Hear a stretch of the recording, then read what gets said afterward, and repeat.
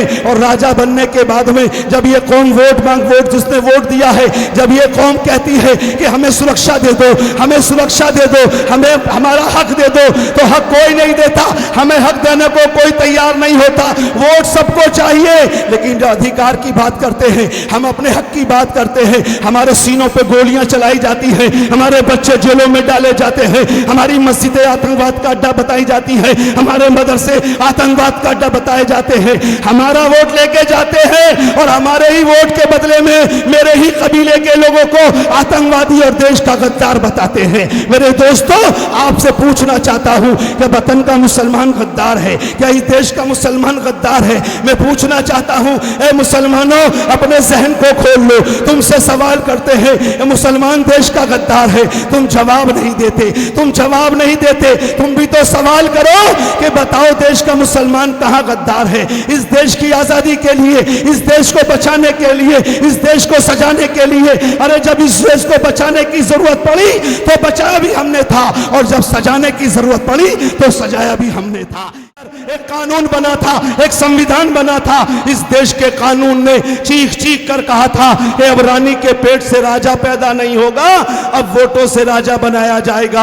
अब जिसके पास वोट ज्यादा होंगे उसके एमएलए ज्यादा जीतेंगे, जिसके एमएलए ज्यादा होंगे उसका मुख्यमंत्री बन जाएगा, जिसके वोट ज्यादा होंगे उसके एमपी ज्यादा जीतेंगे, जिसके एमपी ज्यादा होंगे उसका प्रधानमंत्री बन जाएगा। लेकिन देश आजाद हुआ, 1947 को वतन आजाद हो गया, लेकिन हाय रे ये मुसलमान ये गुलामों की गुलामी में चला गया। वरना बताओ, इस देश और प्रदेश के अंदर वोट की ताकत है। इस देश का प्रधानमंत्री नरेंद्र मोदी अगर वोट देता है, उसके एक वोट से भी सरकार गिर सकती है, बन सकती है। और आपकी बस्ती में एक चाय बेचने वाला वोट देता है, उसकी एक वोट से भी सरकार गिर सकती है, बन सकती है। वोट की कीमत सबकी बराबर है, वोट की ताकत सबकी बराबर है। आप बताओ, चाहे किसी पार्टी में रहो, चाहे किसी दल में रहो, मैं सबसे पूछना चाहता हूं, आप बताओ, जब सबके वोट की कीमत बराबर है, जब सबके वोट की ताकत बराबर है, तो ये रईस कुरैशी आपसे पूछना चाहता है, आपकी बस्ती में आकर ये सवाल करना चाहता है कि वोट की कीमत सबकी बराबर है, वोट की ताकत सबकी बराबर है, तो ये बताओ कि नुकसान में जाएं तो सब जाएं और फायदे में जाएं तो सब जाएं। लेकिन हुआ क्या? आजादी के बाद हमें 3% पंडित जी ने वोट दिया। पंडित जी के 3 वोट के बदले में पंडित जी का बेटा एसपी डीएसपी थानेदार कोतवाल आईजी डीआईजी सिपाही जी कानून को तहसीलदार पटवारी बनता है। 100 में 3 वोट ठाकुर भाई का है, ठाकुर भाई ने वोट दिया, उसकी 3 वोट के बदले में उस ठाकुर भाई का बेटा एसपी डीएसपी थानेदार कोतवाल आईजी डीआईजी सिपाही जी कानून को तहसीलदार पटवारी बनता है। 100 में से 1 वोट सिख भाई का है, सिख भाई ने वोट दिया, उसकी 1 वोट के बदले में उसका बेटा मुख्यमंत्री प्रधानमंत्री बनता है। 100 में से 7 वोट यादव भाइयों की है, यादव जी वोट देते हैं, उसका बेटा मुलायम सिंह यादव जी इस देश का रक्षा मंत्री बनता है। आपकी बगल का प्रदेश दिल्ली का 3 बार मुख्यमंत्री बनता है। 100 में से 11 वोट है दलित भाइयों के, 100 में 11 वोट दलित भाइयों के हैं, दलित भाई वोट देते हैं, उनकी 11 वोट के बदले में उस दलित भाई के बेटे भी एसपी डीएसपी थानेदार कोतवाल आईजी डीआईजी सिपाही जी कानून को तहसीलदार पटवारी बनते हैं।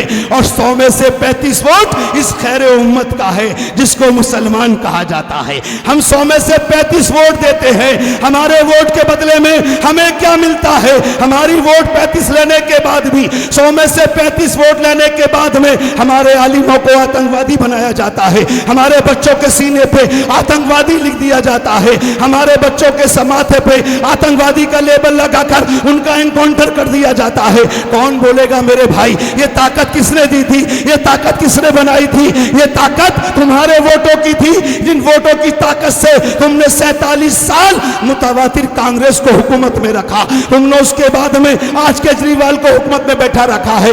आपके वोट से वो ताकत हासिल करते हैं, आपके वोट से वो राजा बनते हैं। और राजा बनने के बाद में जब ये कौम वोट जिसने वोट दिया है, जब ये कौम कहती है कि हमें सुरक्षा दे दो, हमें सुरक्षा दे दो, हमें हमारा हक दे दो, तो हक कोई नहीं देता, हमें हक देने को कोई तैयार नहीं होता। वोट सबको चाहिए, लेकिन जो अधिकार की बात करते हैं, हम अपने हक की बात करते हैं, हमारे सीनों पे गोलियां चलाई जाती हैं, हमारे बच्चे जेलों में डाले जाते हैं, हमारी मस्जिदें आतंकवाद का अड्डा बताई जाती है, हमारे मदरसे आतंकवाद का अड्डा बताए जाते हैं। हमारा वोट लेके जाते हैं और हमारे ही वोट के बदले में मेरे ही कबीले के लोगों को आतंकवादी और देश का गद्दार बताते हैं। मेरे दोस्तों, आपसे पूछना चाहता हूं कि वतन का मुसलमान गद्दार है क्या इस देश का मुसलमान गद्दार है? मैं पूछना चाहता हूं, ए मुसलमानों, अपने जहन को खोल लो। तुमसे सवाल करते हैं मुसलमान देश का गद्दार है, तुम जवाब नहीं देते, तुम जवाब नहीं देते।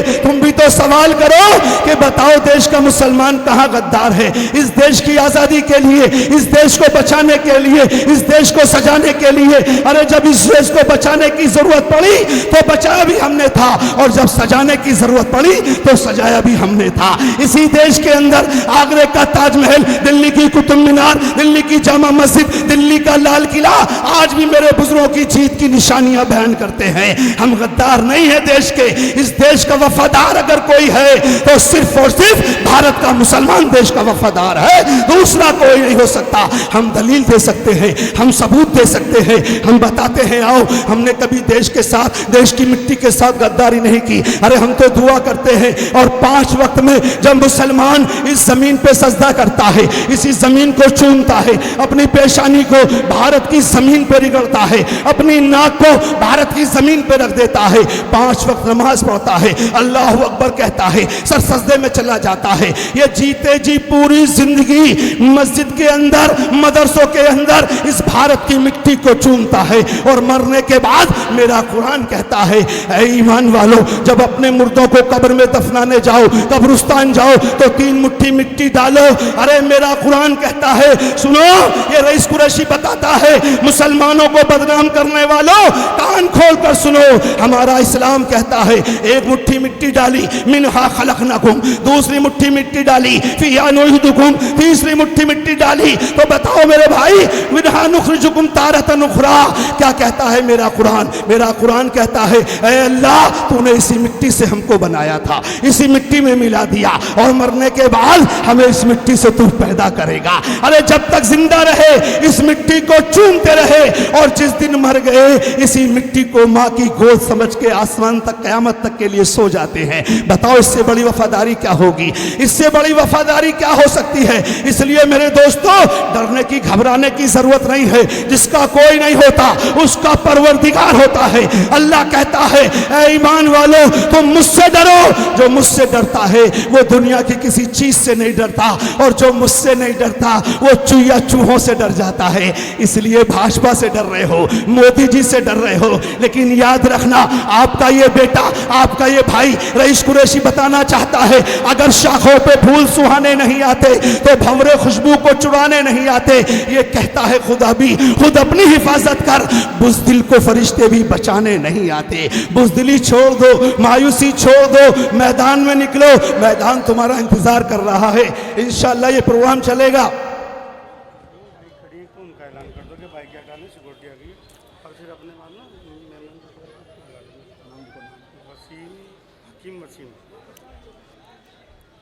मंच के पीछे किसी लोगों की बाइक खड़ी है, सिक्योरिटी आ चुकी है, तो पीछे जिस भाई की बाइक लगी हो वो पीछे जाकर मेहरबानी करके बाइक हटा लें, अपनी बाइक हटा लें, क्योंकि वहां पर जो है सुरक्षा का मामला पैदा हो रहा है नहीं? फिर हमारे प्रशासन के लोग उन बाइकों को अपने तरीके से हटाएंगे तो बेहतर है, फिर आप उनको बदनाम करो। इससे पहले खुद ही अपनी बाइक अपने हाथों से हटा लो, ठीक है ना? जिसकी बाइक मंच के पीछे रखी हो, मंच के पीछे, उनको हटा लो। हमारे बीच में भाई अकरम खान साहब आ रहे हैं।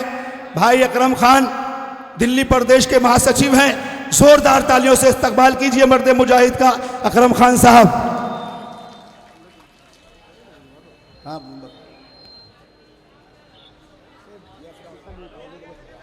इन दोनों को बुलवाओ पहले फटाफट। वारिस अली जिला यूथ अध्यक्ष, हाथरस के, ये दोनों हाथरस हैं।